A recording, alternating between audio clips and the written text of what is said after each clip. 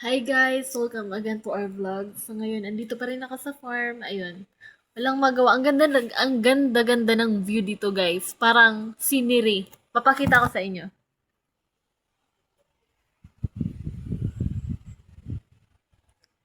Nakita nyo naman, ang ganda talaga dito. Lalo na kung magpo-photoshoot, magpi-print up, pwedeng-pwede. Alam mo sa ngayon, minsan, may mga battles talaga tayong hinaharap. Minsan, kalungkutan, struggle sa sarili, sa self, sa lahat ng bagay. Alam mo yung kailangan mo talagang tumayo sa yung mga paa. Kailangan mo lang mag-stand firm, lalo na kung minsan nabibigatan ka na. Alam mo yung feeling na alam ko yung feeling na ganyan. Na I thought I'm strong, but totally I'm weak. Sabi nga, salamat na tayo ay mahina kasi napapapurihan si Lord sa buhay natin. Minsan nasa ending point na tayo ng buhay na itutuloy ko pa ba? Kasi ang hirap na talaga. Pero God is so good. By God's grace na pagtatagumpay natin. Alam mo yung sabi ni Lord? Ito ha, pakinggan natin. Stand firm. Which means, tumayo ka. Ipaglaban mo yung sarili mo. Ipaglaban mo si Lord sa buhay mo. Kasi you are a living testimony. You are not an accident. Pinili ka ni Lord for such a purpose.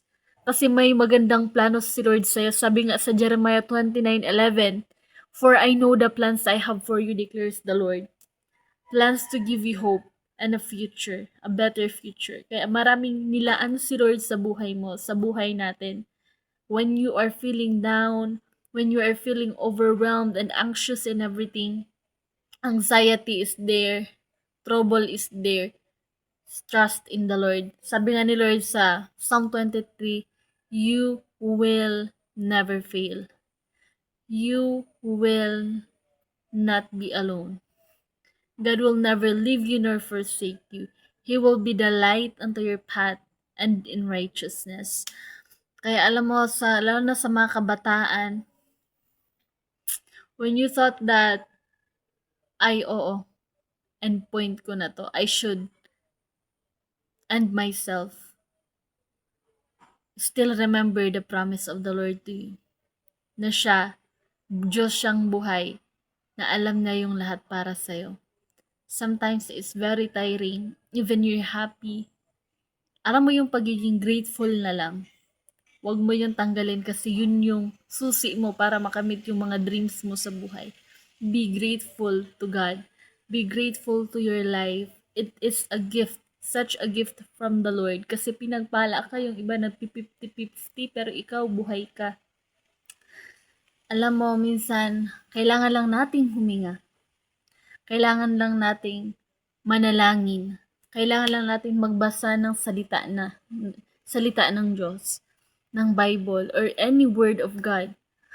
Affirmate yourself, and also, huwag kang bibitaw. Lalaban tayo sa hamon ng buhay. Kaya, sino man nakakarinig nito, magpatuloy lang tayo. And I suggest, marinig ka ng praise and worship music. Mga worship songs, mga podcast, videos about how to grow to God, to draw more closer to the Lord, kasi makakatulong talaga kasi pinagdaanan ko yan. Naging anxious ako sa sarili, muntik na rin ako ma-depress, and I'm in that point ng depressed na talaga. Alam mong ginawa ko, umiyak na lang ako at binigay ko lahat kay Lord. I surrender it all to God. That I know, God, you will provide my financial needs. I know, God, that even I'm not stable emotionally and physically and spiritually, Lord, you will help me to grow more in you, O God. Kaya, na-proven ko na hindi ako iniwanan ng Diyos.